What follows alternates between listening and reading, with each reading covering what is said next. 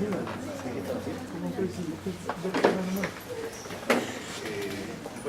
vamos a comenzar la conferencia a una hora muy puntual. Tenemos el gusto de tener al arquitecto Juan Carlos Sancho con nosotros. Él forma parte de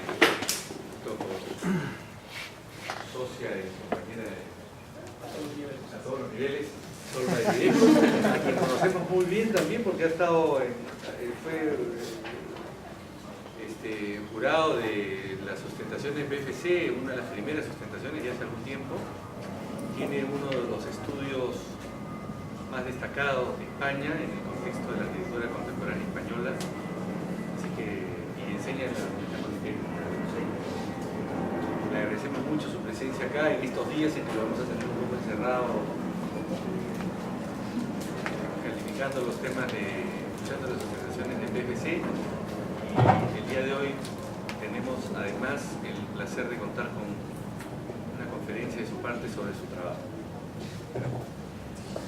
Muy bien, ¿se puede apagar la luz? Bueno, muchas gracias, Reinaldo. Para mí es un placer estar aquí y poder compartir con todos vosotros con el ambiente. Estos 4 días es un descanso dentro de la dinámica del proyecto. La verdad es que lo que quiero contaros es algo que cuando estaba reflexionando, cuando estaba viendo los proyectos vuestros y cuando estaba hablando ayer, esta mañana con los arquitectos, cómo en cada país, digamos, cómo las variables, la realidad social, la realidad geográfica, la realidad cultural conforman la manera de entender, de ver y el papel del arquitecto en cada sitio, ¿no? Yo creo que eso es importantísimo y para mí lo más satisfactorio de estar aquí es que puedo entender y puedo comprender un poco más lo que es Perú a través de todo vuestro trabajo y vuestra manera de entender el país, ¿no? Para mí es una oportunidad importantísima.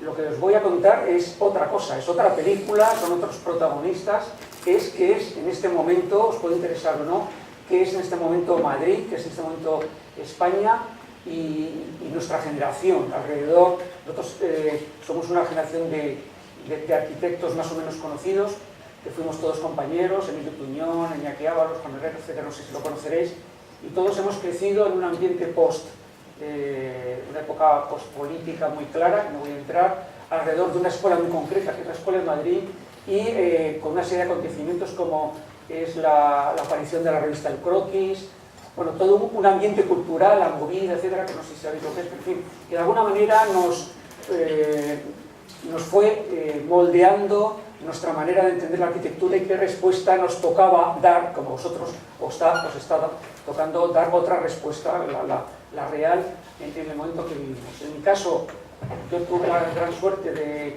tener a Lordo Chillida casi como mi maestro. Estuve con él, tuve la ocasión de verle muchísimas veces, de estar con él, de estar en su museo, de entender lo que él hacía. No sé si sabréis quién es Chillida, prefiero que lo conozca. Para mí supuso no voy a tener ninguna imagen, supuso una impronta que en ese momento no te das cuenta mucho de las cosas que vosotros aprendéis, os lo daréis cuenta después, ¿no? Lo que estáis aprendiendo ahora con vuestros maestros, que son magníficos, os iréis dando cuenta con el tiempo qué es exactamente lo que habéis aprendido aquí y irá surgiendo poco a poco.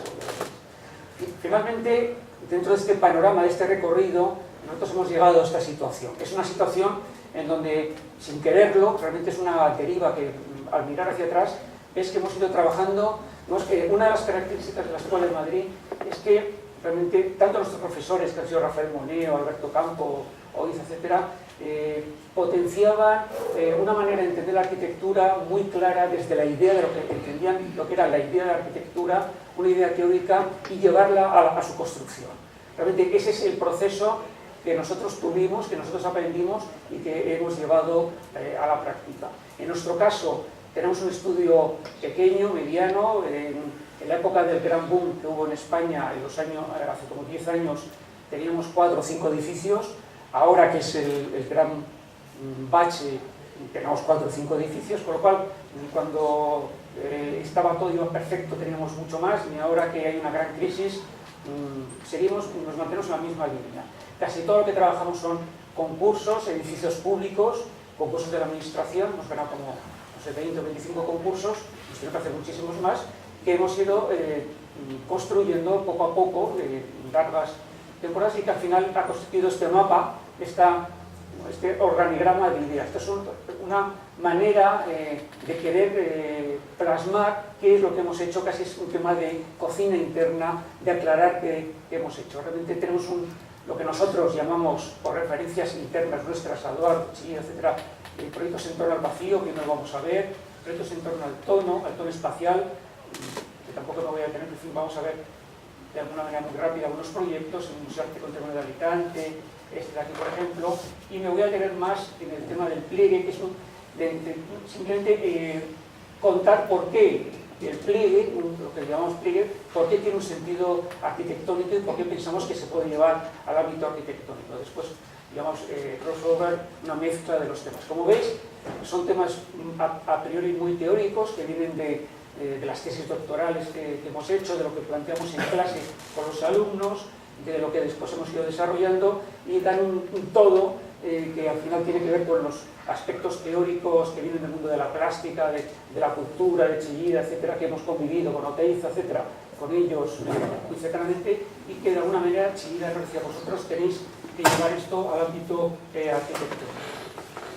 Estas líneas de trabajo, como aquí veis, están como, vamos a intentar explicar de una manera muy rápida este mundo, por qué entendemos que esto puede tener un significado, una expresión en el ámbito arquitectónico, y veremos algo de un par de proyectos de tono de una manera rápida.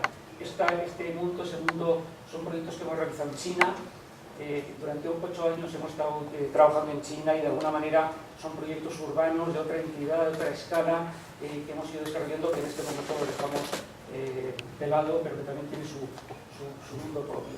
Y quiero empezar, con motivo de la Bienal de Venecia, esta no la anterior, que coincidimos con Jatier y con más arquitectos peruanos, tuvimos la ocasión, nos pidió el curator, que un poco que expresáramos lo que tenía de Italia. Digamos, el pabellón de España, éramos 5 arquitectos que cada uno tenemos un lugar, y el comisario quería que de alguna manera expresáramos no tanto las obras realizadas, sino la cocina interna, que expresáramos nuestro mundo dentro de una serie de salas. Así inició 5 estudios, RCR, el Gascano, etc., y nos pidió esto. Nosotros tuvimos una oportunidad de reflexionar y de mirar hacia atrás en todos estos temas, y realmente cogimos maquetas que tenemos en el estudio, tenemos como 500 o 600 maquetas de todo tipo, trabajado muchísimo en maqueta, no hecho por maquetistas, sino trabajo de procesos de maqueta,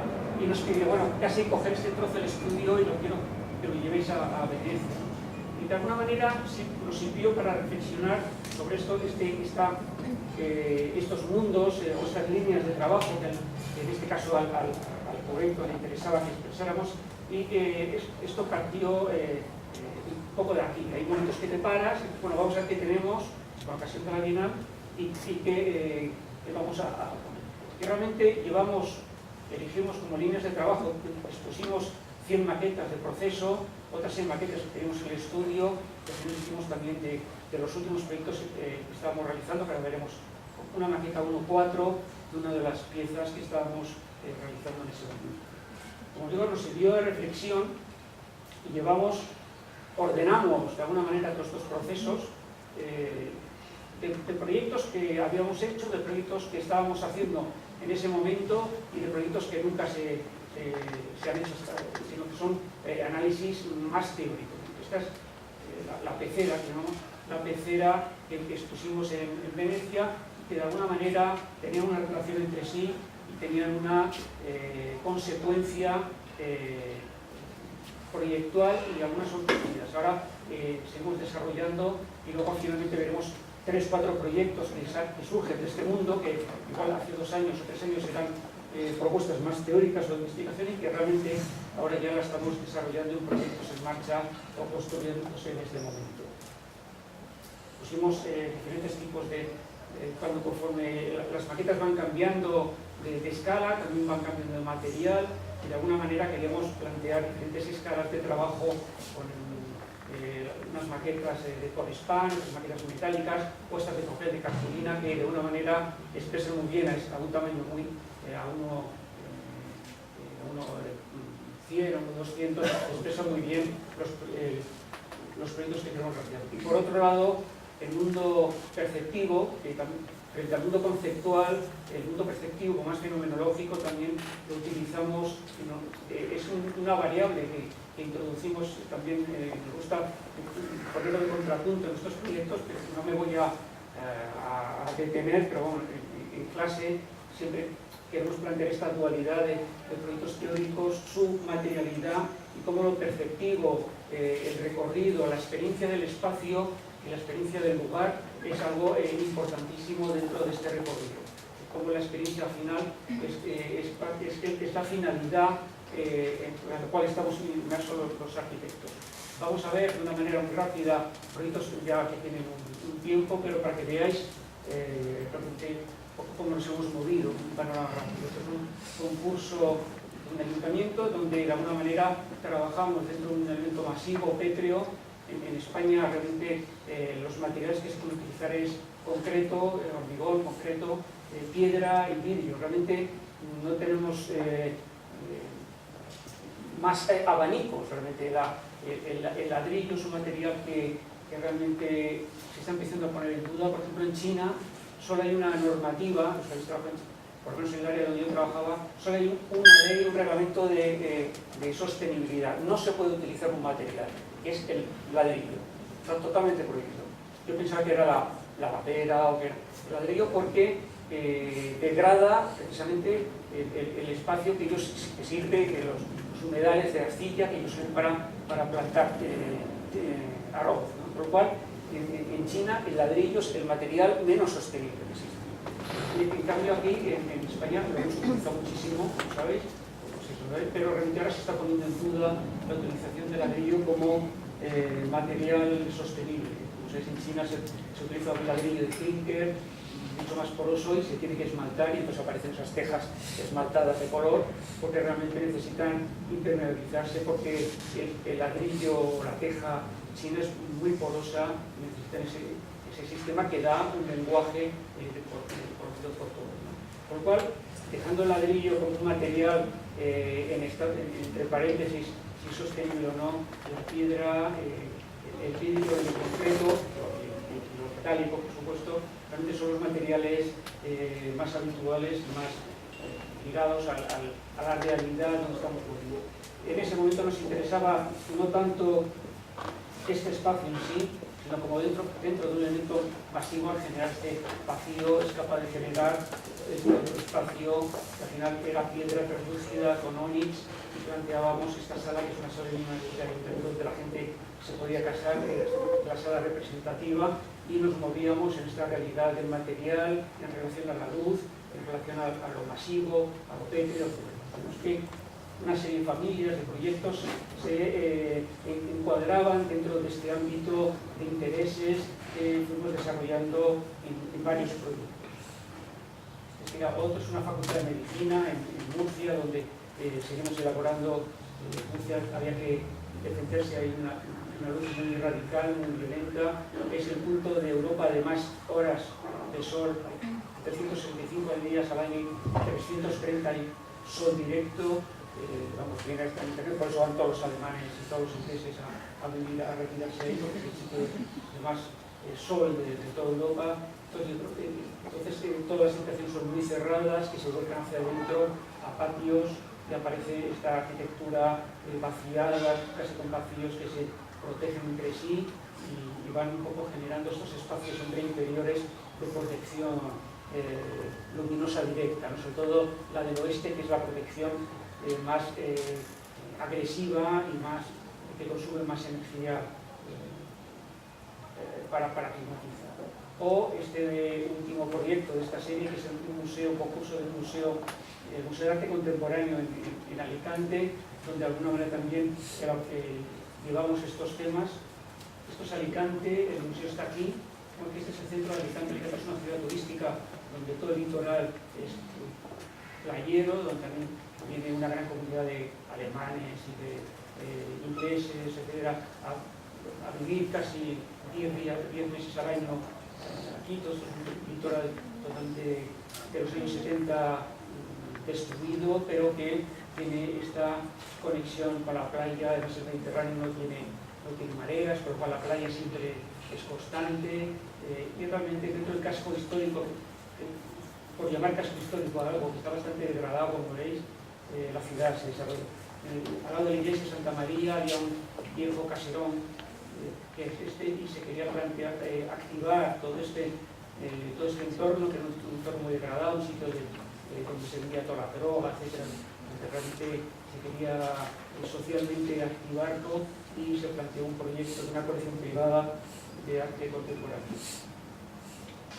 Realmente es un proyecto donde la quinta fachada, la cubierta, tiene un papel predominante, puesto que este es el castillo.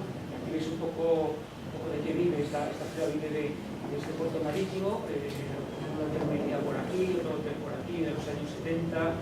Estos son todos hoteles, son todos barcos alemanes, y realmente muy de esto. Un puerto de carga de la industria que va hundiendo, y el puerto deportivo va, como veis, colonizando toda esta zona, y al final un proyecto de crear un gran puerto deportivo, una ciudad enfocada al ocio, a la cultura, a la gastronomía, que es todo lo que vive España en el turismo.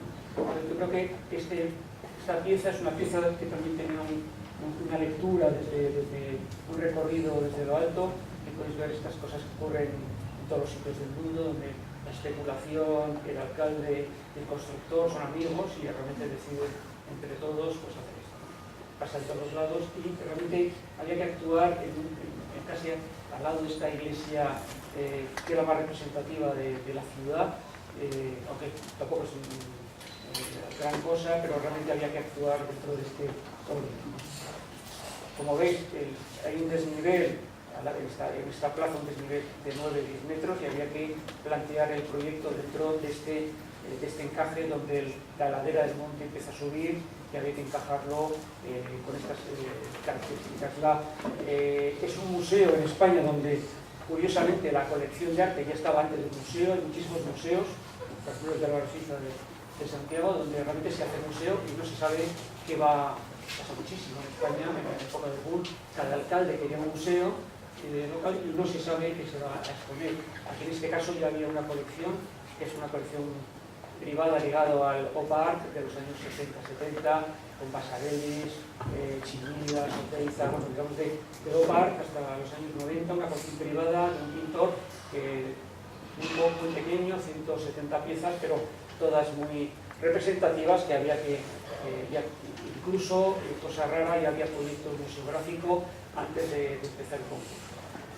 Había que trabajar simplemente con estas características del lugar, dentro de este espacio público. Este es el edificio civil representativo de la ciudad, fue el antiguo ayuntamiento, y se le daba un valor importantísimo, y había que un solar, había que adecuarle una nueva pieza a esta chica anterior, y el castillo se olvida que va en pendiente. Por lo cual, como es un museo con todas las normativas europeas de museos de este tipo, como sabéis, no puede haber luz directa, tiene que ser luz de norte, con unas membranas de Bayer, de rayo UVA, que tienen que estar normalizadas, si no, no se puede abrir, no se puede exponer, y realmente al final abrimos todo a norte, generando unos pozos de luz que van bañando a diferentes situaciones. El proyecto museográfico se divide en 3 partes, por lo cual ya en el concurso dividimos las 3 partes en 3 áreas, y después un área común con lo complicado. Un eje central, una columna vertebral que resolvía de una manera muy sencilla la parte antigua con la sala nueva y los servicios de la biblioteca, la restauración, etcétera, dirección del museo, y de una manera con un acceso trasero de servicio, y de una manera muy sencilla se resolvía tanto el planteamiento museográfico como la realidad. Vamos a dar un paseo rápido, un poco de los espacios se plantea. Este es la columna vertebral, la escalera que parte toda la altura y que divide estos dos mundos, del mundo nuevo y el mundo que cose el edificio existente, que simplemente es un espacio de entrada representativo. Y estas tres colecciones tienen un espacio de compresión-dilatación muy clásico, muy conocido por todos, pero que realmente en este caso nos venía bien desde el punto de vista museográfico. Se planteaba una sala de uso común, después se pedía tres áreas diferenciadas pero en relación, que estén separadas pero que estén juntas, que estén arriba pero que estén abajo, el tipo de peticiones que siempre se dan en todos los concursos. Y después se pedía un área en común para la escultura, que es esta sala de aquí, que también se quería que tuviera relación con el exterior, pero que no tuviera relación con el exterior. Entonces realmente solucionamos el espacio común con los tres volúmenes colgados que atraviesan, que como veremos, que dan este tipo de situaciones de compresión, dilatación, etc. Muy sencillos, que realmente organizan y estructuran. Ya veis un poco el tipo de pieza que se empieza a colocar, no están puestas todas, pero pertenecen a este tipo de móviles, de Moiré, de Leopard, de Baseretti. Es un poco el mundo en el que se movía. El proyecto todavía sin la parte expositiva, con estos espacios que volcaban esto que se pedía, ¿no? Que esté separado, pero que esté junto, que se vea, pero que no se ve. Que siempre se piden todos los museógrafos. Realmente esto ya es con el mismo espacio, pero con una pieza definida y artistas españoles de los Pasarell, me parece de los años 60-70, dentro de la cultura española. Bueno, esto es un poco lo que había, desde esculturas dentro de la época franquista de expresión social y de temas de presos y una condición política, hasta temas más ópticos, más espaciales. Digamos que es un conjunto, un panorama, pero que yo reconozco como lo que era España en los 60 o los 70, dentro de la dictadura de Franco. Ahora vamos a ver estos espacios y luego pasaremos a ver la sala superior, que es la sala de escultura. Pero nos interesaba esta concatenación de espacios. El sol, sepa, un espacio final, primero, segundo, tercero, querían que fueran iguales pero diferentes. Y la planta superior, que tenía que estar abierta pero cerrada, entonces realmente generamos estos tres patios con tres serigrafías con motivos de OPAR, una serigrafía legal, que lo veremos después, que realmente daban un poco, que es la sala final de escultura de Sempere, que es el escultor local más conocido en Alicante, en España, que se movió en ese círculo francés, parisino, con Basadel, etc., y que de alguna manera introdujo este sistema en España, en Sudamérica, en Venezuela, en Colombia, no sé si aquí también realmente tuvo una repercusión mucho más grande, pero en España esto es un poco lo que el artista que expresaba este mundo. Realmente quisimos tomar este modelo de Moiré, un poco para trabajar sobre las fachadas, de los despieles, que trabajaran sobre este tema de manera que lo lleváramos al edificio, que el edificio expresara de alguna manera estos temas y funciona realmente muy bien. Lo que pasa es que las fotografías estáticas no cuentan bien, pero realmente son elementos visualmente móviles, cambiantes, que reflejan estos tres patios, que uno está ligado a una serigrafía blanca con una grava vítrea, nosotros llamamos canicas, no sé cómo se llaman, canicas, ¿no? Canicas que trajimos 20 toneladas de canicas chinas, con canicas doradas, que más baratísimas, y con un elemento electrónico en el anterior y este elemento de espejo, que realmente hay un juego visual de reflejos, recortes, realmente bastante interesante dentro de queremos llevar este mundo perceptivo, de juego óptico, casi de juego perspectivo, al ámbito del museo, ¿no? Que realmente son las salas más conocidas y que más éxito han tenido estas, que todo el mundo quiere visitar, porque se reflejó el recorte, el propio espacio, es la propia pieza que resume los intereses, ¿no? Como los tres modelos. Fue un poco rápido porque realmente me interesa más contar otros temas. Realmente el pliegue, realmente, no me acuerdo cuando Eduardo Chillida, haciéndole una entrevista para que está publicada en el Croquis, bastante interesante, hacía bastantes años, le pregunté, oye, Eduardo, ¿el pliegue qué es el pliegue? Bueno, el pliegue es la unidad. Esta cosa que te dice para mí Chillida era como mi maestro, mi Dios, ¿no? Dije, sí, por supuesto, ¿verdad? Que no tenía ni idea de lo que me está contando y 15 años después me di cuenta de lo que me estaba diciendo. Realmente la unidad es lo más importante. O sea, no todo lo plegado es un pliegue. Un pliegue, ¿qué sentido tiene? Me decía, un pliegue tiene una capacidad para generar espacios brutal. Evidentemente, el plegado es un mundo que hay que llevarlo, hay que trasvasarlo al ámbito arquitectónico, ¿no? No sirve plantear esto y construirlo, ¿no? Pero realmente ahora veremos qué sentido tiene o cómo nosotros hemos encontrado dentro de este mundo un sentido que realmente nos ha valido, nos parece suficiente para ser construido, que es su capacidad. Vemos que estos son de los 800 pliegues que tenemos construidos en el estudio, solo tenemos 5 pliegues base, que son que realmente cumplen los requisitos que realmente a nosotros nos interesa expresar. En el estudio viene mucha gente, cuando ve toda la pajarera y tal, pues cogen, qué bonito esto, porque no lo construís, que no se trata de construir porque es bonito, sino porque realmente responde a una serie de piezas, mientras si quieres un dibujo interesante que puedes dibujar, o sea, nosotros, no sé, quizá hay arquitectos así, pero el arquitecto, pues como Álvaro, que es capaz de con una mano de bolsillo, fumándose un pitillo, con una copa de gin, hacer un dibujo, es un proyecto realmente a nosotros, a mí, jamás he conseguido que me salga un proyecto así, pero que nos siga, les felicito, pero realmente hacer un proyecto nos cuesta muchísimo y es un proceso realmente laborioso de esfuerzo, ¿no? Esto viene al final y lo pongo como lo que parece que es un arquitecto o un cliente puede creer, pero realmente lo pongo, parece que nosotros realmente así no nos sale nada.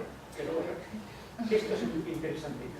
Un plegado que no es una cosa de papiroflexia, es un corte en el espacio que genera unas condiciones espaciales de punto que todo trabaja si se le da una condición de estabilidad de ángulo recto, realmente estabilidad de ángulo recto alcanza una estabilidad, alcanzan todos los puntos de manera, generan todos una situación de espacio que unos suben y otros bajan, una situación que está en equilibrio, este punto, todo esto tiene un equilibrio que es interesante a la hora de trabajar. Eso genera ese espacio con ese mucho más lento, mucho más, una serie de puntos que se van proyectando y realmente esta pieza es una pieza, es esta, que no es que sea bonita o fea, sino que si lo calculamos en los proyectos de elementos finitos, esta es la gráfica de momentos, está totalmente en equilibrio. Realmente es una forma espacial que realmente aquí hay un punto que hay 6 planos de concreto empotrados. Me acuerdo cuando vino, lo teníamos, lo realizamos para un cuadro de fútbol del Real Madrid, que vino a que hiciéramos su casa. Es campeón de Europa 2 veces. Entonces, que lo vio en el estudio, lo quiero. Y nosotros no sabíamos si se podía construir, tenía una cierta intuición de que esto estaba, no lo había muy calculado. Cuando vino el ingeniero dijo, sois arquitectos, vosotros creéis que esto es así, este punto, este vértice aquí, bueno, olvidaros aquí, sacó una regla, un ordenador, aquí vais a tener un canto mínimo de 80 centímetros. Entonces, así, 80 centímetros, ojalá, olvidaros de esto son cosas de arquitecto, es totalmente cliente, no tenéis ni idea. Realmente lo calculó O sea, realmente le echamos. Le llamé a otro ingeniero, que es un hecho Taxaforum, y realmente al verlo dijo, esto tiene una pinta que se sujeta, y dice, vale, lo vas a hacer tú entonces. Lo que queremos es saber cuál es el tamaño óptimo para que esto se sujete. O sea, un poco más grande se cae porque el peso propio hay otras variables. Queremos el óptimo, que esta forma es capaz de ser resuelta. Y nos la dio, efectivamente, nos dio, dijo, asombrosamente está todo en equilibrio y trabaja aportando. El comportamiento mecánico, no, o sea, el momento en este vértice con 6 planos de concreto armado empotrados es cero. Unos que van hacia un lado, otro, y en todos los sitios es cero, que trabaja aportando. O sea, esto es lo que perseguíamos, esto es lo que Chillida nos dice, es una unidad. Es una unidad mecánica, es algo que en sí mismo está en equilibrio, se puede construir con canto cero, si queremos. Si pudiéramos construirlo con canto cero, se sujetaría. Y realmente la unidad estructural, la unidad formal y la unidad espacial es la misma. Es algo que a nosotros, este tipo de cosas secretas, realmente cuando vas al Panteón, si tú dibujas en el Panteón la estructura del Panteón de Roma, te sale una figura, si tú dibujas el espacio, te sale, dibujas el espacio, y si tú dibujas la forma, realmente los tres son el mismo dibujo.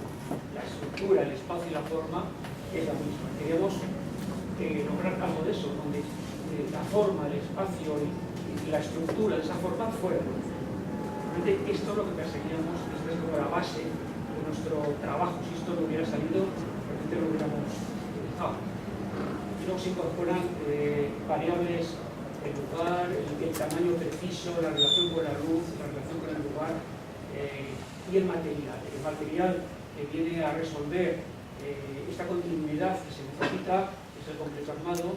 Tiene 20 centímetros, está fuera de toda la normativa española, pero sabiendo que Candela costea con 7, la normativa española no deja hacer muros de menos de 30, pero realmente también hay una normativa que si tú te haces responsable de saltarte la normativa, pues se puede saltar la normativa en España, por lo cual muy poca gente lo hace, pero nosotros lo firmamos y queremos darle un 20 centímetros, que es lo que... Entonces, este es el tamaño realmente que el pliegue hace que se sujete. Más grande, el tamaño más grande hace que ya el peso propio sería una variable a considerar, empezaría a tener otros problemas, y más pequeño estaría por debajo de lo que sitúa. Es una capilla en una finca típica española de Guadalajara, donde está el Ciudad Real, donde está la casa de este jugador de fútbol.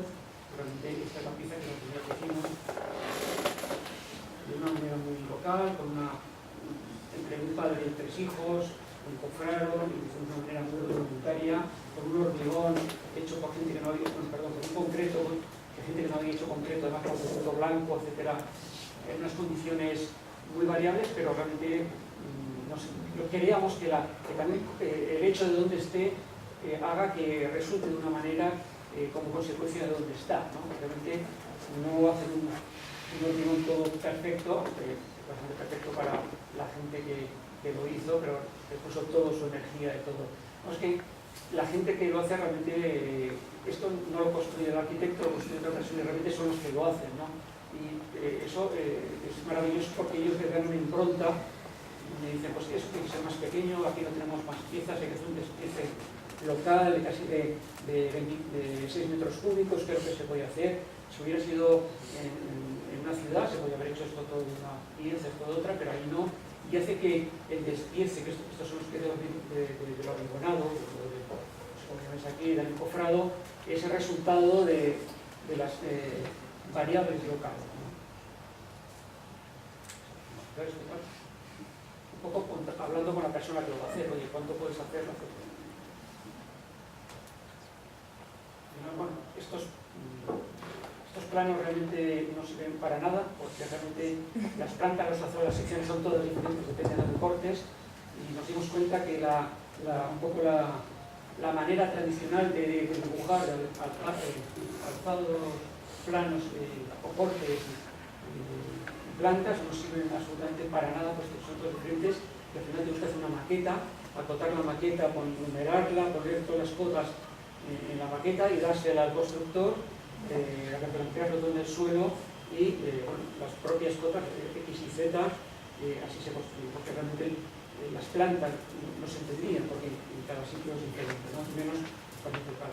Esta imagen lo que quiere contar es como un mismo espacio, como la luz es capaz de romper un espacio o de darle unidad. Esto es algo que todos sabemos, pero realmente en situaciones de este tipo se entiende con más claro, ¿no? Como un genio es capaz de ser roto cuando la luz rompe el espacio y es un elemento inestable, móvil, que tiene tanta fuerza como un muro concreto. La luz, el paisaje, como al estar abierto, los recortes tienen tanta fuerza, los enfoques, los recortes, como los muros de concreto. Realmente esto que todos lo sabemos y todo realmente es una manera de ponerlo en práctica de manera fácil y sencilla. Para el mismo cliente, estos jugadores de Real Madrid nos encargaron unas bodegas que de alguna manera, fueron bastantes años después, de alguna manera es otra manera de entender el tema de los pliegues, que os voy a contar. Este era el lugar, un lugar bastante bonito en el sentido de que tiene como unas referencias italianas en la zona de Toledo, un paisaje mediterráneo de olivos, y se plantan los olivos norte-sur, más allá, y en esta pequeña loma se colocaba una pieza entre los olivares, que había aquí, que realmente se colocaba esa pieza que dominaba el paisaje que iba a ser las bodegas. Esta es un poco la imagen inicial, unas bodegas que realmente dominaran todo el viñedo, que se plantó en un viñedo nuevo, no existente, que se plantó en Europa. Para poner viñedo tienes que comprar viñedo antiguo, arrancarlo y poner viñedo nuevo, cosa que es una estupidez, pero no es la normativa europea. Puedes comprar viñedo en Italia, lo destruyes, 300 hectáreas de viñedo, porque los viñedos en Europa tienen un número final cerrado, con lo cual si tú compras 300 hectáreas en Francia, las tiras y las construyes en España. Un viñedo que tiene 60-80 años, que tiene una uva magnífica, las tienes que destruir para poner un viñedo nuevo. Esto es Europa, esto es la Comunidad Económica Europea. Entonces, si pues quieren hacer algo de esto, bueno, tuvieron que comprar viñedo no sé dónde, lo quemaron y pusieron viñedo nuevo aquí. Realmente está empotrado en el terreno, en la loma, por una zona en concreto, tiene su mezcla técnica, etcétera, empotrado en el terreno de manera natural, que no tiene ningún tipo de energía externa, el mínimo, casi de manera normativa, pero con la propia inercia del terreno, que es un terreno muy frío, está la parte de poner fábricas aquí, la zona de producción, y también tiene una zona social, de alguna manera, entre los socios, que es esto de aquí, este pórtico, que ahora veremos, este pórtico de acceso y este tema de comedor, y el resto se dedica a producción de vino y a administración y producción de viñedos. Esta es la zona social y el resto es la zona de depósitos, agua de por aquí, el troncal de gravedad, la zona de botellero, la zona de barricas. La zona de barricas está como muy de moda, que la gente lo puede visitar, que es una cosa industrial muy barata, está hecho con muy poco presupuesto, realmente es algo muy sencillo, pero funciona. Yo lo que quiero es ir con mis amigos a tomar un vino y que se produzca buen vino. El resto, tienes este presupuesto, todo lo que lo puedes sacar es tu problema. Realmente, por supuesto, no había ni para lo que ellos pedían, pero bueno, de alguna manera conseguimos engañar a alguien y hicimos algo un poquito más por... Este es el terreno antes de ser plantado, está como plantado por aquí, pero todavía no está plantado. La plantación llega hasta el edificio, que vamos a ver fotografías. Ahora estaría todo increíble al final, casi con paisaje como entre el terreno continental, el viñedo ya sube por todos los olivos, que son centenarios, y llegan hasta el borde del edificio. Queríamos que de alguna manera esta chapa grisada, con un pisado de chapa, de alguna manera reflejara los colores, el cielo, el viñedo, el verde, el roso, se va cambiando a lo largo del año y lo refleja. Esto, os digo que es justamente terminado, ahora todo está plantado, por el momento prácticamente de terminación de la obra. Está muy árido, pero ahora viene toda la plantación y esto ya está verde, pero tiene otros el monte bajo y lo baja, aquí es un monte de coches y el viñedo llega hasta aquí. Mucho más bonito. Tiene un atrio de acceso para fiestas y cócteles, aeromovibles, cosa que la sociedad pide. Este reflejo es lo que queríamos plantear, que de alguna manera tuviera esta movilidad visual y perspectiva a lo largo del día, con muy pocos materiales, casi un material frisado. Este es el atrio de acceso en concreto, de alguna manera que el paisaje, que es un paisaje de tipo muy italiano, que está con una topografía muy del centro de Italia, que dominara también el espacio de una manera muy sencilla. Este es el espacio de acceso, esta es la piel metálica, y aquí está encontrado en la parte de barricas con una galería donde la gente, los clientes pueden tomar vino, pueden venir por este pasillo, enseñar las barricas a sus amigos, tomarse un vino, una guardacilla y se va. Este es el acceso y este es el pasillo que da a esta zona que está empotrada por la parte de atrás, en concreto, de alguna manera para que tengas el acceso. Está construido de manera muy brutal, con presupuesto y con la gente de la zona. En concreto lo habían visto pues, en fotos para hacer un muro.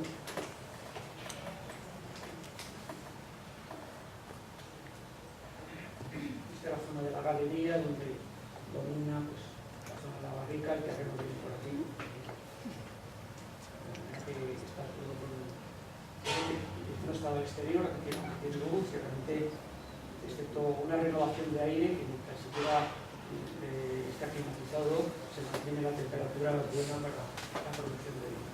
Es la galería realmente social, por parte de nosotros.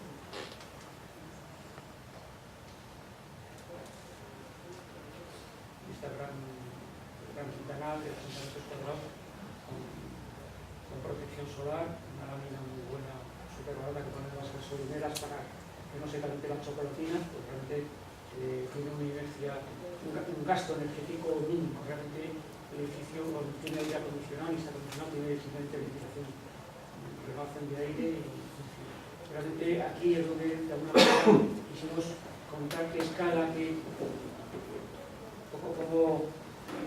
respuesta iba a dar a lo largo del día, de la noche, y que nuestro interés era de una manera, un tema muy sencillo, cómo iba a responder. Realmente, bueno, tuvo una buena aceptación. Hicimos una ruptura, una tontería de un pajarito que va por aquí, que al cliente no le gusta, pero conseguimos hacer todo esto simplemente por este tema, que convencimos al cliente que esto solo tenía él, etcétera, y realmente por esto conseguimos que nos diera un poco más de dinero para realmente hacer esto. Hay que ilusionar a los clientes, el acceso trasero, este paisaje que es el puesto que ahora está mucho más abrido, es un paisaje bastante bonito. Y digamos, que probablemente lo mismo que este pliegue utilizado, el pliegue cuerpo es una tensión externa a un material. Es como estas tensiones generan un plegado y también al final se va a hacer tenemos toda una familia de trabajo, un propio maestro de muchísimos años que realmente nos ha llevado a tener 4 o 5 que responden a esta característica, que son los que estamos construyendo en este momento. Ahora vamos a ver los 4 o 5 proyectos que estamos ahora construyendo en este momento, que casi todos pertenecen a este tipo de programa.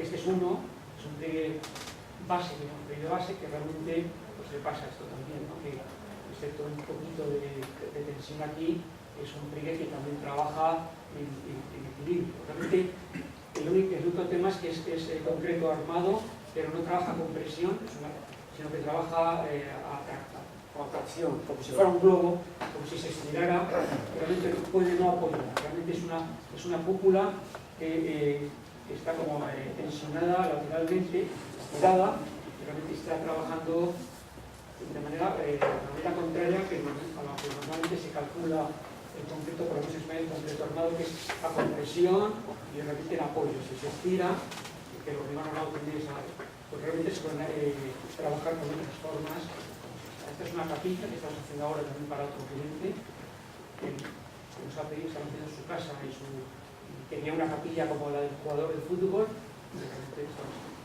sería de la misma altura, y estamos trabajando, estamos ahora construyendo. Es también en concreto armado, también de hormigón. Esto es una maqueta para que el cliente viera como realmente tiene sus despieces, que le va a dar la escala y le va a dar. Es un poco lo contrario a la capilla anterior, es una capilla vertical, esta es una capilla horizontal, con acceso, digamos que son dos temas complementarios. Por otro lado es un pabelloncito, también se estamos haciendo al mismo cliente, un pabellón que quería para descansar, para visitar con su familia, realmente es un pliegue doble, también tiene unas características, tiene capacidad portante para casi no tener apoyos, se puede apoyar aquí, aquí y aquí, realmente, y se sujeta un poco el trabajo. Este es la maqueta, este es el espacio, este pabellón que quiere pues, para divulgar, estos son pilares que no hace falta al final, lo pusimos en su momento por miedo, pero está ya calculado y realmente esto no tiene estos apoyos, sino que se sujeta de manera estable por sí mismo, con la misma dinámica que hemos visto hasta ahora. Es un poco interesante. Y por otro lado estamos haciendo un proyecto ahora en Segovia, es un concurso internacional que lo ganó David Chipperfield, que ganó con este master plan. David está en ocasión de trabajar con él para hacer estos, va a hacer, si se va a hacer estos edificios de master plan suyo, y nosotros hacemos estos tres, y luego otros arquitectos van a hacer estos tres. En principio él ganó, pero empezó bien, por lo cual no le ha sentado muy bien. Entonces tiene un master plan, con lo cual todo está cerrado hacia afuera y se va abriendo a tres plazas. Esta plaza, por la cual vienen estos proyectos, esta plaza de estos tres, y la plaza suya, con estos tres edificios que va a hacer. Estos son los tres que estamos trabajando y vamos a ver este, que se está construyendo en este momento, y estamos empezando a hacer el proyecto, no a construirlo, a hacer el proyecto de ejecución, pues digo, desde aquí. Yo creo que no se va a hacer, y vamos a terminar haciendo otro aquí. El master plan planteaba una serie, delimitaba los tipos de huecos, delimitaba la volumetría y planteaba una zona porticada que tenías que conectar como las familias de proyectos que daban a la plaza. Entonces en este ámbito tenéis que partir de un volumen sólido, pero esto por el master plan, por normativa volumen sólido, y tenéis que empezar a trabajar dentro de tres volúmenes sólidos, todos tenéis que trabajar. Realmente nosotros nos sentimos muy a gusto trabajar dentro de estas líneas, y otra condición es una galería, la galería que tiene que coser los tres edificios. Él plantea una galería porticada, de hecho sus proyectos tienen un pórtico, nosotros lo pintamos suelto en voladizo, luego lo cambiamos en voladizo. Exactamente esta conexión es parte del master plan. Nosotros propusimos como áreas, átrios de acceso que fueran funcionando puntos de acceso y de atracción de acceso de entrada y de conexión. Esto todos son la demostración, como verdad, del master plan de David, y había que ir diciendo esto completar, son las exigencias de su master plan.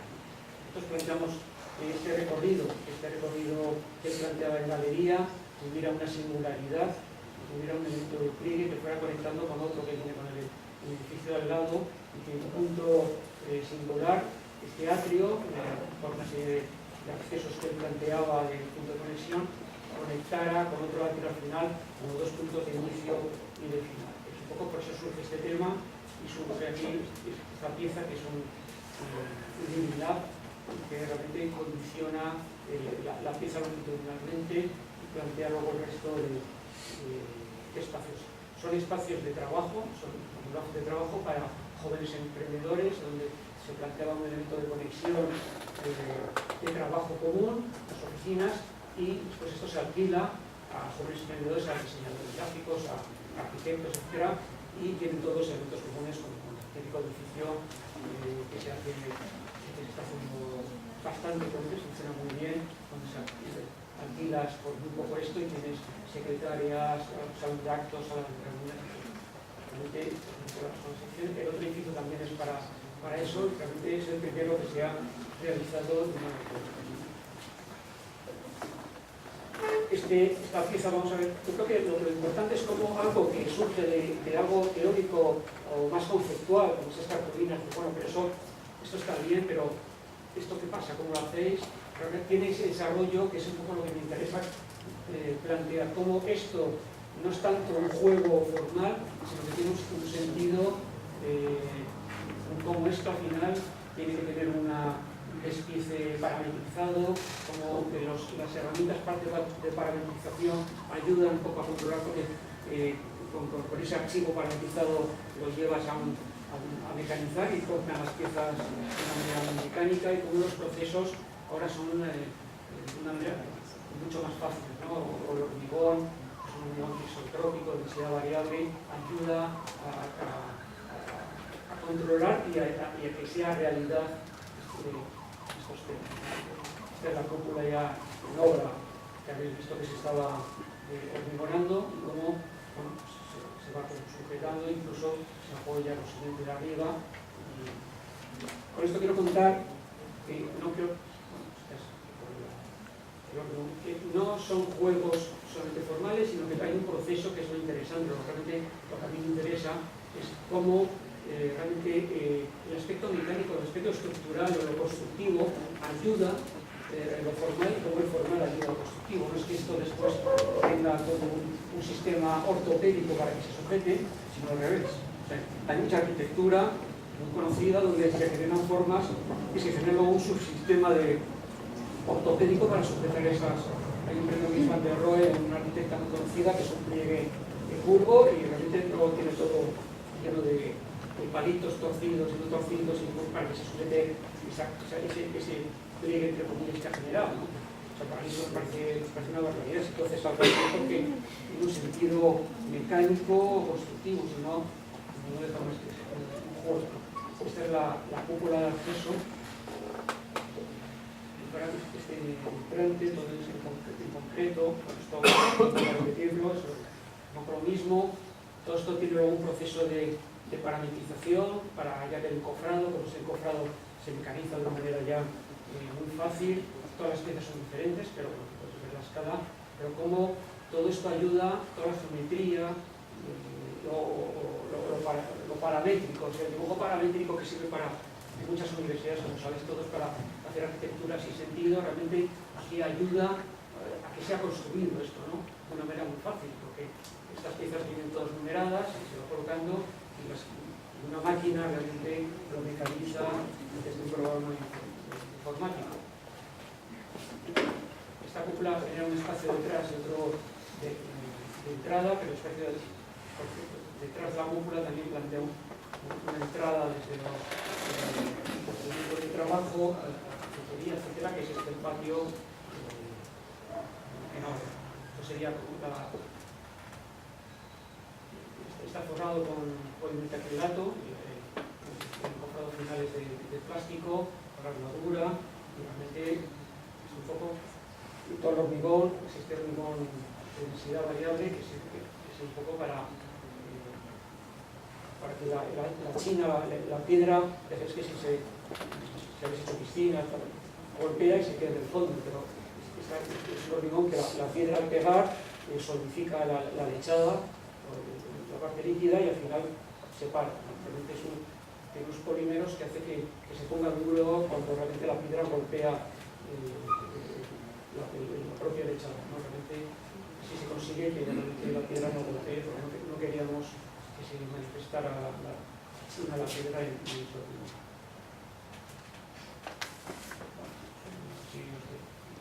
Al final, este sería lo que queríamos plantear. Realmente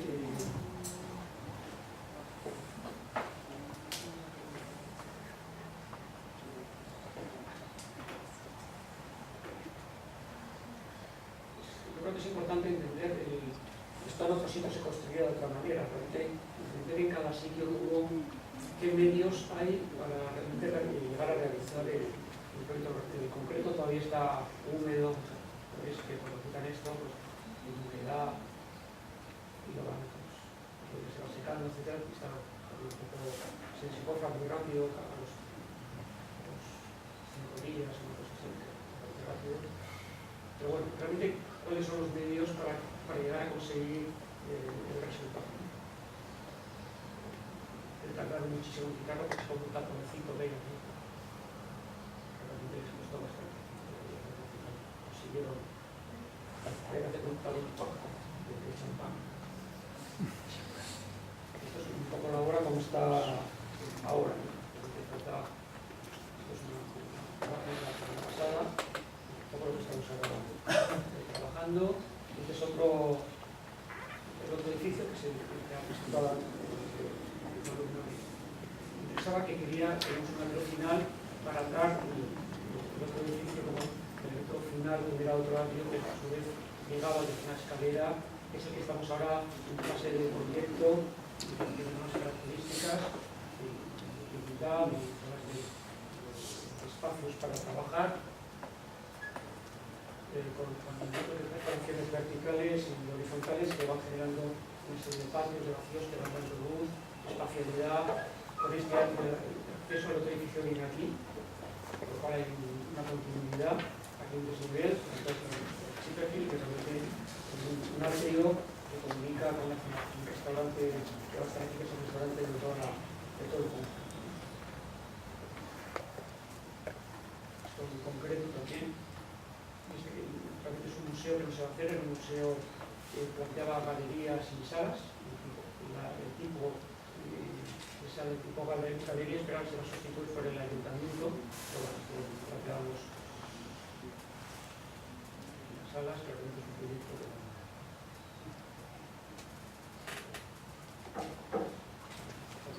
las 4 salas eran 4 piezas temáticas que contenían un poco la de la Bienal, la maqueta de esta cúpula de la Bienal de Venecia, que en ese momento sí lo vamos a hacer.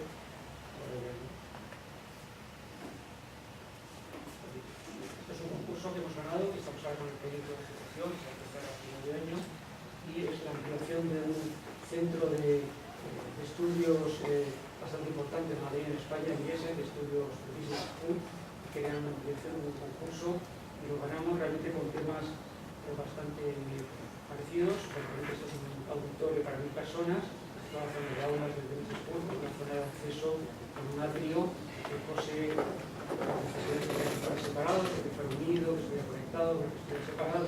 Entonces, la solución de atrio que conecta los niveles, conecta también por debajo, pero se puede trabajar, se puede usar el edificio de manera separada, de manera conjunta. Con este atrio, que es una pieza de concreto, de alguna manera rotula los tipos de espacio comprimido, dilatado, acceso, etcétera, que existen en las dos escalas de dos piezas únicas del auditorio, en las piezas de acceso y de despachos y otros. En el auditorio se desarrolla también un tema acústico ligado a estos temas de tríos. Es un lugar pinar muy bonito para lo que hay en Madrid, que hay muy pocos árboles. Este es el atrio que organiza las dos piezas. Ahora estamos, hace 9 años que estamos construyendo. Es el trabajo de control geométrico y paramétrico de las piezas de la cúpula del salón de actos para controlar que esté en equilibrio, que no tenga esfuerzos, que se pueda construir, y será en bambú seguramente. Esta es la solución para los salón de actos, que son abiertos ya, ya se permite tener salón de actos con proyectores superluminosos que te permiten que los han cerrados. Este es un proyecto que ahora estamos lo íbamos a hacer, pero estamos en stand-by. FEISIS, que es un centro tecnológico, donde hemos ido desarrollando estos temas en una plaza con 4 aires libres, con 3 piezas, que son también oficinas para alquiler, para jóvenes emprendedores, con una plaza central, que sirviera también de vida de las 3 piezas, con cada uno con sus elementos para alquilar. Este es el hacer, al final, creo que está, no sé si se vaya, no tengo mucha esperanza que se vaya a realizar, pero está bien.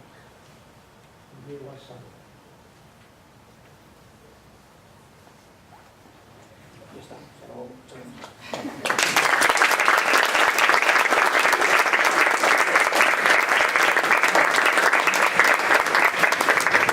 Espero que no os haya aburrido mucho.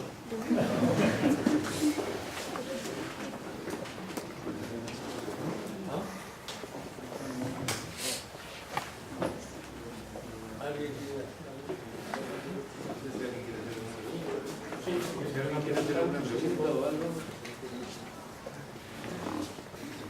Mi pregunta sería, ¿cómo vas a comenzar la canción? Porque te he visto que has estado durmiendo. No, Entonces, te dejo que me hagas una pregunta. Para que se acabe un poco. yo tengo varios, pero va a ser un tiempo, pero claro, aquí no. Ah, bueno, Yo tengo varios. Bueno, ten cuidado que mañana presentas tú. Bueno, yo también tuve la fortuna de estar cerca del campo de Chillida. Sí. Hice una fotografía de él, justo el año que murió en México. Ah, no sabía. Estuve cerca de toda su obra. Sin duda, Helio Oteiza, porque esto es como las cosas importantes para entender muchas de estas reflexiones. Pero bueno, una importante es hablar, o sea, para mí sí es importante que el arquitecto tenga una serie de referencias plásticas, y más de gente inteligente, brillante en el concepto, que no solamente la forma, pero esa línea de influencia entre arquitectura y escultura, arquitectura y arte, cuando hay una sana relación de referencia. Yo pondría otra referencia por ahí, que sería Dan Graham, porque me parece que también en los reflejos y en la relación matérica de esos espacios hay una, también con otras manifestaciones de escultores existen, pero la pregunta sería, esa línea del arte, ¿cómo la ves? En el caso de Chillida, que era amigo de mi familia y iba a fútbol con mi padre, yo era pequeñito y me di cuenta un día que Chillida era Chillida. Soltero, ¿no? Sí, claro, soltero de asociación, pero iba a fútbol y me di cuenta que ese señor que iba con mi padre era Chillida. Tuve mucha relación con él y yo creo que lo hablo con él mucho, y no es una línea delgada, es que la escultura, parte de la escultura a finales del siglo XX, se ha pasado a dominar el ámbito del espacio. El objeto se acaba, como casi él decía con Brancusi, se acaba el objeto y la percepción del objeto con el OPAR, ya se rompe el objeto y la visión del objeto se multiplica y se juega y ya no existe objetos, entonces la percepción ya está rota y hay juegos. Y llega un momento que Dan Graham o Chillida o Oteiza se pasan a trabajar el espacio. No es que nosotros hagamos escultura, es que ellos se han pasado a nuestro... Y si alguien ha trabajado el espacio, son los arquitectos, tenemos que trabajar el espacio. Se han pasado a nuestro territorio y de una manera mucho más rápida, también de una manera mucho menos compleja, porque la arquitectura tiene un nivel de dificultad como un dinosaurio, el cliente, el presupuesto, la normativa, la no sé qué y tal, que va como tapando y las circunstancias de todo tipo, ¿no? En cambio ellos van muy rápido, pueden experimentar muy rápido, pero el tema es que ellos han pasado rápido. O sea, tanto Noguchi y Calder y tantos otros se han pasado al mundo Gordon Bataclan, se han pasado al mundo del espacio, a trabajar el espacio. Luis Torrell y tanta gente, la relación del espacio con la naturaleza, el espacio en sí mismo, la percepción del espacio, la construcción del espacio, Richard Serra, el espacio y el tiempo, no sé, es que está todo. Por lo cual el propio Chillida decía, oye, espabilaros, ya podéis llevar todo esto a la arquitectura que nos habéis dejado entrar, está muy bien, pero a ver qué hacéis vosotros. O sea, no es tanto una línea delgada que copias la forma de un Chillida y tal, no es eso. Es que Chillida trabaja con el vacío, básicamente. Yo quería preguntar el vacío. El vacío, lo que pasa es que es una palabra baúl que se utiliza, pues aquí había alumnos que hablan de vacío. El vacío es muchas cosas, vacío es espacio. Te puedo explicar el vacío en Chillida, es una palabra que está tan utilizada que estaba analizada. Cuando habla de vacíos, yo te puedo contar el vacío en Chillida, lo que él me dijo que para él era el vacío. O el vacío en Oteiza, que es otra cosa totalmente diferente. O el vacío en Noguchi, o el vacío en Chillida tiene una noción que el vacío estaba lleno de energía y es tan fuerte como la materia. Entonces estas culturas de Chillida, pues está la materia, está el vacío y se encuentra hasta que se equilibra. Pues por eso aparecen estos recortes de la materia. Y al equilibrar, en ese momento aparece el espacio, que es el encuentro entre la materia. O sea, tú le decías a Chillida, ¿qué es el espacio? El encuentro entre el vacío y la materia. Pues dicho así, decía, vale, muy bien, tal que llevas, pero que no es lo que te estaba diciendo ahí. O sea, el vacío es algo que tiene energía y tienes diferentes tipos de materia, que es el alabastro, el concreto, el acero, y cada uno responde de una manera diferente frente a esa potencia que se para, y al pararse, que se llama el límite, que es inestable, ya, ahí aparece el espacio. Eso es en Chillida.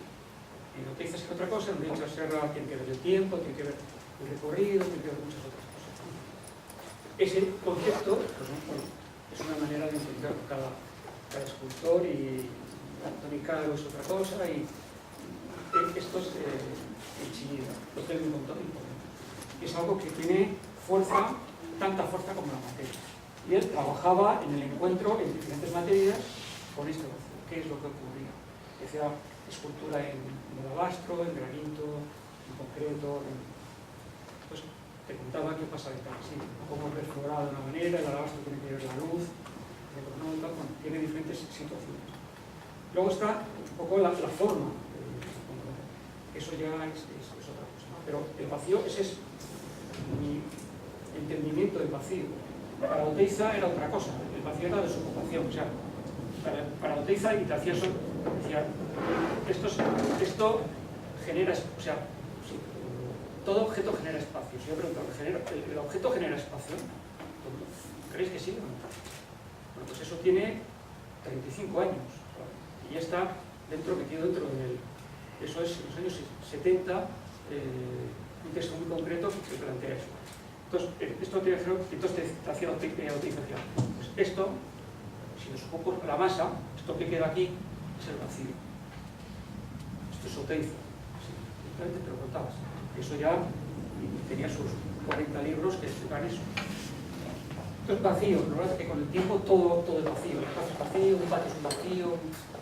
Es una palabra baúl que estaba analizada totalmente, pero en Chillida es así y en Oteiza es así. Y cada uno te lo puede contar sus observaciones en la cultura oriental, que pues, en la japonesa, en China, en Japón, etc. Curiosamente, esto explicado en China, frente a un público en la Tonri, frente a 2.000 alumnos, lo entendían perfectamente. Es como si les hablaran de que el concreto es duro y el vidrio se rompe. O sea, es que claro, sí, eso es así. O sea, lo entienden mucho más que si vas a Italia, contar lo que se nieve que está más cenado. O sea, que depende un poco de la cultura. Yo nada más quisiera agregar no creo que sea conversación, pero es un tema, o sea, tu arquitectura lleva a condiciones por conclusión formales que cuando hablaba de esa línea delgada con la escultura, pues conocemos muchos arquitectos que buscan hacer escultura, buscan hacer un monumento, no un espacio. Cuando sucede eso, a mí yo me empiezo a inquietar, ¿no? Pero justo hablaste de Oteiza y hay una frase de Oteiza que para mí me marcó mucho, pienso mucho, que él decía, no recuerdo las palabras exactas, país de monumentos, país de enanos. Y es curioso que una gente que hace escultura urbana dijera eso, ¿no? Y eso otra vez habla de esa línea entre cuando uno trabaja con el vacío o quiere una postura formal, lo que hace, ¿no? Y también se distingue a un arquitecto de otro. Por supuesto que yo me identifico con el vacío y no con el monumento. Quizá cuando decía eso también se estaba hablando de los políticos.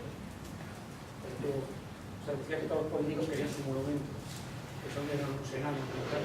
Entonces decía, los países de monumentos, en la época que todo el mundo, todos los alcaldes querían tener su obra, su obra, las obras, pues, los países de monumentos que eran, se refería a los alcaldes, básicamente. No, pero finalmente yo creo que bueno, está diciendo lo mismo, o sea, no, es una insignia, es un... Sí, es una manera de pensar. Poder, ¿no? Sí, es una manera de pensar. Sí. Y es verdad, ha pasado eso.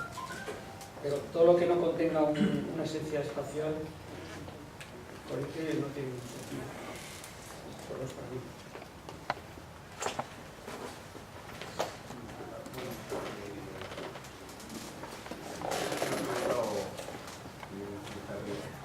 Estamos un poco en el PFC. Una de las grandes preguntas los alumnos es, digamos, un alumno, ¿cómo sigue el proceso? ¿No? Y en las conferencias se entiende muy bien que hay un gran IVAs de investigación y desarrollo quizás detrás, que aparentemente parece que cada vez es más personal, más específico, más intenso. Un poco como, estoy convencido que en un momento tomamos una decisión imposibilitado, cuáles van a ser las cosas que me interesan, que también voy a investigar. No sé, cómo combinan eso de qué es lo que van a investigar o el desarrollo de crear papeles y cómo luego todo eso se convierte en un esfuerzo gigantesco que es construir. El proceso más de investigación depende de no ponerte presión, va saliendo. Cuando miras hacia atrás son muchos años, parece que hay como estas cosas, estas exposiciones te sirven simplemente para parar y mirar hacia atrás, ¿no? Entonces, ver un poco la demás que has tenido, la trayectoria. Pero no hay una presión para... No, hay un trabajo donde interviene cuál es el comportamiento mecánico, demandas a una ingeniería, trabajo con un ingeniero, que es un chico joven, un trabajo novedado, que le interesa mucho estas cosas que profesor en la universidad, que trabaja con nosotros, hace los estudios estructurales. Entonces hay un trabajo en paralelo muy tranquilo previo a hacer los proyectos. Y están ahí y no sabes qué va a pasar con eso. Realmente luego se va construyendo, es un concurso, dice vamos a utilizar este atrio para hacer, no sé. Y vas como construyéndolo, pero realmente ya tienes el trabajo detrás. Es como un cocinero de alta cocina, ¿no? Te da un plato, con espumas y con hielos y con tal, no es algo que lo hace en ese momento el día anterior. Tiene aquí Ferran Adrià y todos los cocineros que tienen 15 años de proceso que te lo dan en el plato, pero no es ¿qué hago mañana? ¿No? Es un proceso muy lento, pero que va poco a poco creciendo. Y después lo que existe es si después hay un comportamiento mecánico unitario y eso tiene un sentido común a la hora de construirlo, efectivamente hay una apuesta constructiva que no es la estándar. Y tienes que construir con empresas que conoces muy bien, que no trabajan dentro del modelo estándar. Con gente que hace híbridos curvos, con gente que hace cursa, con este hormigón, pues hay un diseñador que nos diseñó el hormigón isotrópico con unos polímeros para que pasara esto. Realmente que es un hormigón que es un material isotrópico, es un material de densidad variable que si tú aprietas, entonces pues si tú pegas se pone duro. Como estos procesos de internet que hay un gel de estos que aprietas y lo van pesando. Entonces es un hormigón que al proyectar la piedra golpea y se queda dura la capa final.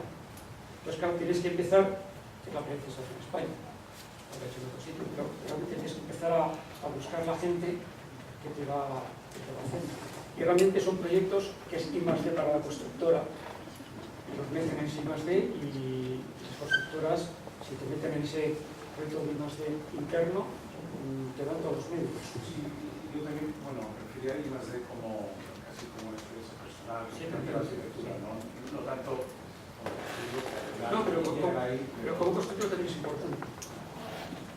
Es importante también. Para nosotros es muy importante cómo se materializa. O sea, no dejarlo así, porque no tienes que investigar tanto como es todo un proceso de llegar al sol. Así como, bueno, o sea, muchos de estos hormigones ya la CEMEX, que es la financiera, o de todo por los que es un hormigón que lo vende. Que es un mercado, ya lo hace, ya muchas cosas que hemos incorporado nosotros se incorpora dentro del modelo estándar. Pero es algo muy lento, con mucho trabajo previo, que un proyecto no es que te sale un concurso y te diga gracias, sino que tienes un background detrás que lo expresas en ese momento. Que sirve para esto, pero no es en mi caso. Y volviendo un poquito atrás, pues me quedo con la gana de esta conversación sobre el vacío. En vuestra arquitectura, ¿cómo es el vacío? Y en esta evolución que han tenido los tonos, de los pliegues, ¿cómo defines el vacío? En principio, el proyecto que hemos visto al principio es en este momento, que ya hacia esto, los dos, tenemos este espacio para generar otro espacio interior. Está para que genera algo aquí, ahí, hay una escalera, usar una señal, queremos ver qué ocurre aquí, que es la parte pública, que es una oficina, una parte pública, un salón de actos, y aquí hay un centro para la tercera edad. Este era el acceso, el acceso público. Pues ahí, ese vacío, entre comillas, de 8x8x8, es el que genera todo lo que pasa aquí. También de luz, a escala. Es que es un espacio que tú lo construyes para que genere un acontecimiento sobre el lado. Luego ha ido cambiando, pero sobre ese momento aquí es otra cosa. Pero no de repente sea cuadrado, que de repente sea diagonal, es una circunstancia, no es que te vaya llevando a esa situación a plataformas más complejas, o te parece que vas con comodidad de un espacio perpendicular a uno con ciertos grados, dependiendo del programa. No, sale solo. Me da igual que esté girado, que esté perpendicular. Pero yo veo que bastante más coherencia quizás que lo que uno esperaría, ¿no? Porque cuando ves cómo quieres una cosa y cómo resulta de una manera o de otra, de la manera casi más natural, pues los proyectos se ligan entre ellos de esa manera natural. Lo que sí que se ve que hay, no sé si lo has asustado cronológicamente o no, pero sí me parece que hay un movimiento hacia que se está moviendo en una cierta dirección, que te está llevando por un camino que tiene que ver con cómo empezó, pero que ya no es un mismo sitio clarísimamente, ¿no? Sí que se ve posiblemente seríamos capaces, con todas las maquetas alineadas, poder colocarlas quizás no. Sí, no sé si esto es colocar como no tienen coronado el proceso, sí. Es muy difícil en estas épocas encontrar que la gente esté preocupada por la atmósfera y la luz en la arquitectura. O sea, no es tan fácil, o sea, la gente está preocupada en otras cosas. Sin embargo, esta que sí, en una línea abierta de la relación con otras artes, con otras ideas, la oportunidad de generar atmósfera es lo más complicado que puede suceder en la arquitectura y curiosamente muy poca gente está interesada en ello. Es uno de los temas más bonitos, Sí. más emocionantes. Yo pienso que esa es la columna vertebral de su investigación y su trabajo. Sin duda, crea un reto porque obviamente lo menos importante es lo que pareciera importante, que es una forma final, sino el cómo una volumetría al final permite que haya una reflexión o una respuesta de la luz diferente, y eso es lo que empieza a ser una sorpresa importante para la investigación, ¿no? Pues la relación, en el último auditorium, el más grande, el que está por acá, ese es la acústica. acústica, trabajamos siempre con muchísimos ingenieros. Hay un ingeniero acústico, hay dos en España, uno es catalán y un de otro en Madrid, que realmente trabajan en paralelo. No es que hagamos un proyecto y solo lancemos al ingeniero acústico, sino que trabajamos en paralelo para un poco trabajar en. Pero funciona muy bien. O sea, está solucionado el problema acústico. Claro. Y el térmico, y el 9, y los sostenibles. O sea, que no se hable específicamente de ello, no quiere decir que no esté solucionando muchas otras cosas, y la escala, y la relación con el lugar, cosas que igual no dan tiempo a verlo, pero que están ahí, por supuesto. Un asunto muy importante, aparte que es obligatorio. En cada caso, si es un auditorio, si es un aula,